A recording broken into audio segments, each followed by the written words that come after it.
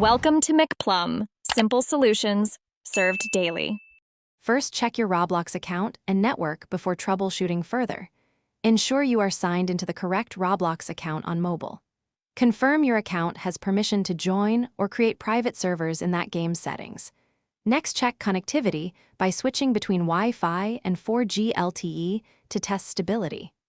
Run a speed test if you suspect slow performance or packet loss. Restart the Roblox app after any account or network change to refresh connections and cached data. If problems continue, proceed to update or reinstall steps on your device. Always update Roblox to the latest release from App Store or Google Play. Leave the store open and confirm the update completed successfully before launching Roblox. If updating fails, clear the app cache in settings or uninstall the app from your mobile device.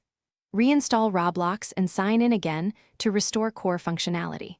Allow 2 to 5 minutes after reinstall for game assets and private server metadata to re-download. After reinstall, try joining the private server again and monitor whether the issue is resolved. Open the game's private servers page and verify your purchase server is active.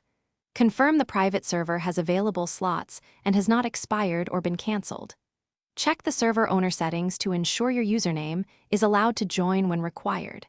Review the game's general privacy and permission settings to allow friend or invite access. If you cannot join, message the private server owner or the game developer for assistance. Keep your device online and retry joining after the owner confirms your access rights. Thanks for watching. Stay juicy and subscribe.